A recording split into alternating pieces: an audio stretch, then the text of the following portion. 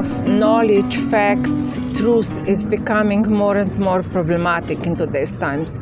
We have a cacophony of voices. So many informations are also coming from us, from people who actually do not have, sort of facts or did not do like a research on a certain topic. So nowadays, an influencer on Instagram can have more impact than a scientist. We have many people in power who are not ashamed of their lack of knowledge, sometimes are even proud of their ignorance. In the United States, former President Donald Trump was someone who was able to get a lot of people identifying with him in his ignorance. Also, a lack of support for science, for knowledge. And what is happening today is that we also have an ideology which is convincing people that everything is in their own hands. I'm calling this IKEAization of society in the book. As in the shops IKEA, we are asked to do everything ourselves. Nowadays, also in regard to truth, facts, and knowledge, it appears as if every individual, for him or herself, can, decide what he or she believes in or what he or she is not believing, and what is truth and what is sort of fact. Chosen ignorance sometimes, when we are very traumatized or when we are very anxious, afraid, might temporarily help some people to sort of go on. Let's say when we are very ill. Sometimes it is difficult for us to comprehend what is happening. Or if we had a traumatic experience in the past, it might be also that people want to close their eyes in front of the truth. When we fall in love, sometimes ignorance is bliss, because knowing too much about another might actually contribute to us falling out of love. Love is linked to blindness, fantasy stories that we are creating around the other. In times of the pandemic, I don't think ignorance is benefiting us.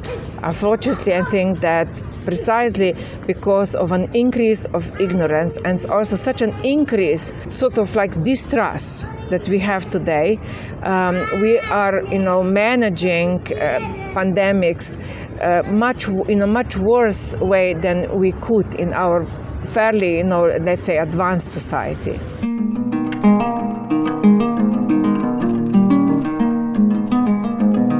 Those in power are very much benefiting from the new technologies. They understand very well the emotions that can easily be triggered by social media. We know from the scandal of Cambridge Analytica how important can be sort of algorithms, the messages that are transmitted through Facebook, Twitter, and other social media accounts, which is why we really live in time of information wars, and people need to understand how easily they can be manipulated. They can have a lot of doubt in regard to information they are getting online, especially on the social media, and they also need to understand the logic of manipulation that is happening with the help of algorithms. The way algorithms, the search engines work is secrecy. Private companies are in charge, and they can also collect data. They can know more about our desires than sometimes we know, and it is important on the political front that we are battling for control and much more of a transparency over what is happening in the social media. Also that the social media companies are responsible for the content that they are transmitting, and we also need to fight for, the lives of normal media, sort of critical media which sort of invests time and energy into in-depth analysis, critical analysis of what is happening in society. Hopefully we'll have more media which will be cooperatives, where journalists will be co-owners, or where there will be sort of like a public ownerships. There exist, some of this kind of media media like The Guardian in the UK, but it does not mean that privately owned media will necessarily per se use manipulation. It can very well happen that there will be media which will be as transparent as possible and which will also allow critique of the mechanisms of power, which unfortunately is nowadays highly limited, and it's a problem because of the new social media, and also because we are in some way also, I would say, losing the power of traditional media. Unfortunately, people are getting more information via social media than other channels of information. Information takes time to get good information, and journalism is expensive because you need time and you need the possibility to investigate and travel, and that has been unfortunately limited by the capital today. So a lot of the newspapers have been limiting these possibilities, not simply because of the fear of the government, but also because they were searching profit too much. In the last years, we have been living really in a difficult situation where actually neoliberal ideology had contributed in its own way to the rise of authoritarian leaders. We have been talked about it by the media, by the kind of the ideology in which we have been living, that everyone is responsible for his or her well-being, and that everyone can make it, as already Ronald Reagan and Margaret Thatcher, have been telling, there is no society, there are only individuals and their family. So this idea of choice and ideology of success has in some way pacified people, made them also constantly critique themselves, be anxious about, and also we can say they have been working long hours, so which is why we are also speaking about exhaustion, burnout being, something that is happening in today's society.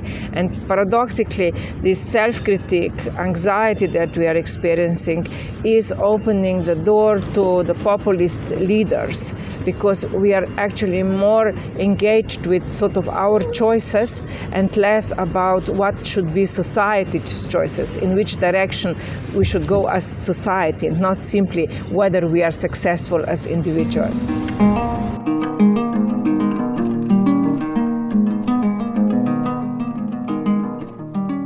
I have visited Chile myself before this political change. This is a highly neoliberal society where people have been working very long hours, but many identified with the idea that maybe they will succeed or that everything is in their own hands. Happily, they were able to unite. Their protests were very successful, and with this election, they got a leader who really has a chance to make some important social changes. I think that populism is coming to, I would say, a slow, end, not a quick end, but there are changes happening around society. In Russia, we see Putin being incredibly afraid that sort of changes like have happened in Ukraine, for example, might happen in Russia. That's one of the elements we should not forget behind his threat to Ukraine, that he's actually afraid of a political change happening in his own country. We see in Hungary opposition uniting themselves, and they have now a chance to change the government.